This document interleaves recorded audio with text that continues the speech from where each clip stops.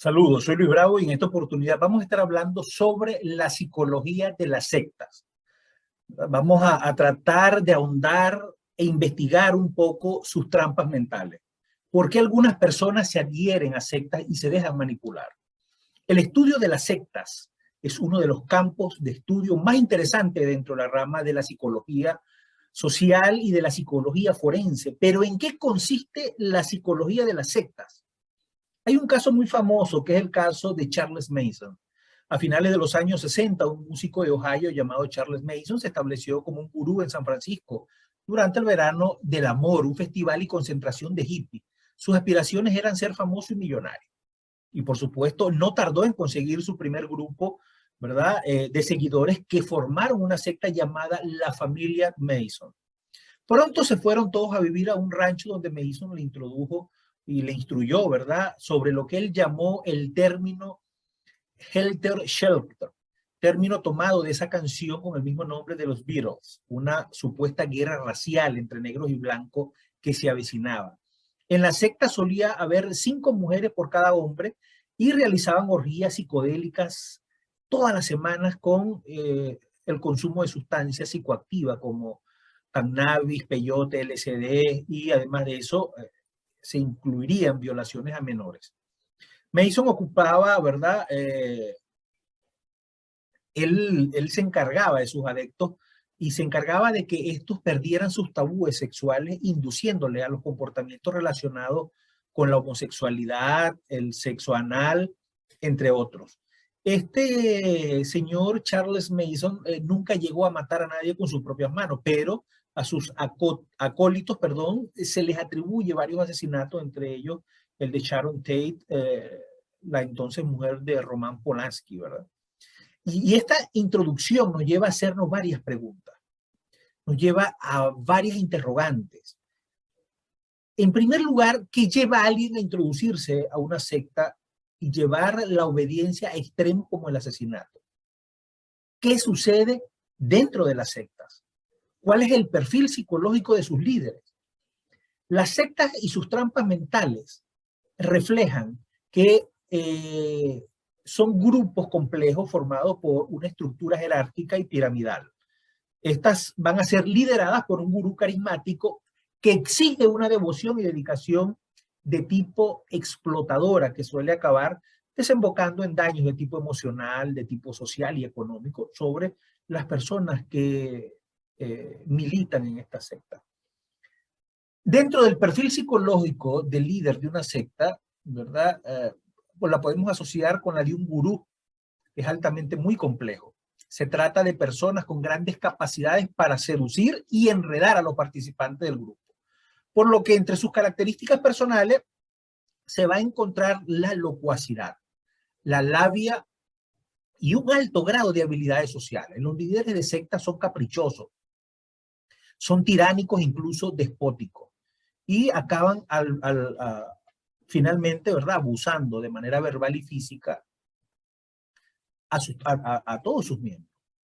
No soportan estos líderes que se le cuestione su autoridad y además buscan parasitar a sus miembros para extraerle todos sus recursos.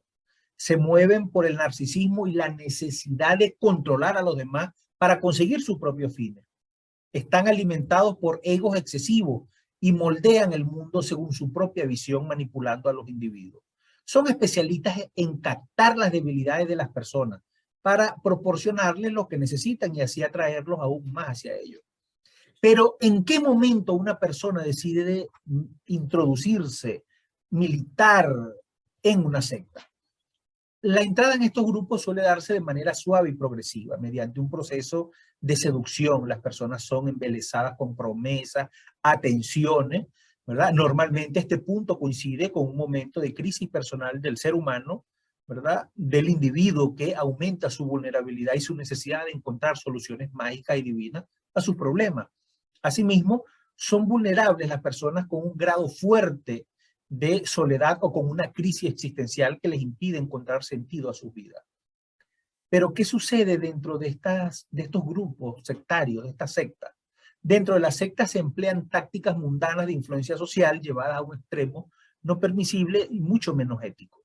la ideología impartida por el líder es la única válida. Y cualquier atisbo de duda que parezca en la mente del adepto será anulado mediante abusos verbales, mediante humillaciones, mediante vejaciones o ridiculizaciones. ¿Verdad? Qué interesante, ¿no? Qué interesante. Además de todo eso, el individuo, estas sectas hacen que el individuo se doblegue, ¿verdad? Que doblegue, y además de eso, su personalidad también entre en ese doblez y termine acatando todas las indicaciones del líder. Se produce, por tanto, una desestabilización emocional en cada uno de los miembros. En el interior de la secta existe mucho secretismo, mucho hermetismo. Lo que sucede dentro no puede contarse fuera bajo ningún contexto. Además, les hace a los miembros creerse afortunados por conocer dicho secreto y juegan con el sentimiento de exclusividad. Los acólitos han de sentirse importantes y afortunados para recibir dicha información. Los objetivos últimos de la secta no siempre buscan sexo y dinero. La mayor parte de ella lo que busca es conseguir el poder y el control de la mente de sus miembros. El dinero viene después, una vez cuando la voluntad ha sido controlada de cada uno de sus adeptos y cada uno de sus miembros. El individuo cree que las donaciones que realiza son de mera voluntaria, no es consciente del lavado previo del cerebro a la cual fue sometido, ¿verdad?, por estos líderes. ¿Cuáles son esas características básicas de la secta, verdad? Según el sociólogo británico Brian Wilson, algunas características comunes a todas las sectas son que las personas se afilian de manera voluntaria, aunque puede ser inducida, que la afiliación puede ser sometida a examen por las autoridades del grupo, que puede existir una pequeña élite de personas a la que se les asigne conocimientos secretos o habilidades especiales a los que se le puede llegar a ir escalando dentro del grupo. Existe además una pretensión de exclusividad, por lo que se sanciona a quien contraviene a la doctrina, los preceptos morales o esos preceptos organizativos del grupo. Además, se aspira a la perfección personal y además de esto, habitualmente las personas no se van a dar cuenta del peligro acerca de dónde se están metiendo hasta que ya estén adentro, ¿verdad? Además, afiliarse a una secta puede entrañar graves daños en diversas áreas de la vida de los adeptos.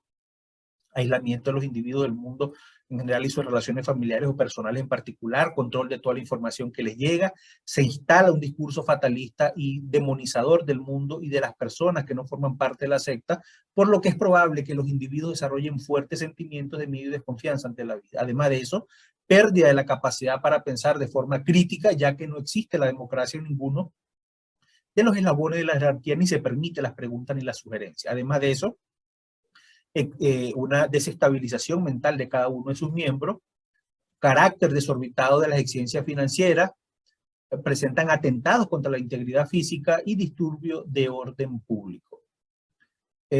Como en el caso en el que hablamos al principio de este Charles Mason, las personas que quedan tan involucradas emocional y financieramente dentro de estas sectas pueden llegar a cometer crímenes por el simple hecho de obedecer las instrucciones de su líder. Y es que el ser humano puede llegar a hacer cosas inimaginables, ¿verdad?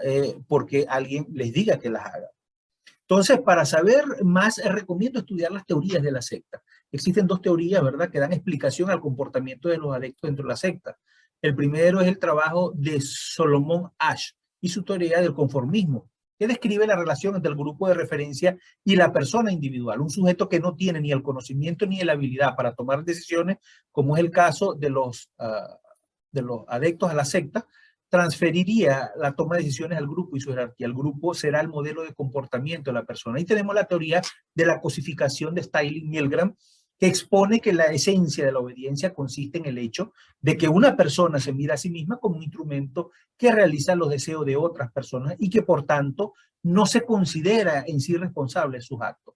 Es el fundamento, por ejemplo, del respeto militar a la autoridad, donde los soldados obedecerán y ejecutarán las instrucciones dictadas por los superiores con entendimiento de que la responsabilidad recae en estos últimos.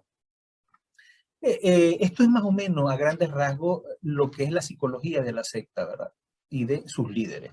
Soy Luis Bravo y nos vemos en una próxima oportunidad donde estaremos hablando de estos temas interesantes que circundan el universo de la mente, del cerebro, del derecho, de la criminología y de la psicología. Nos vemos en una próxima oportunidad.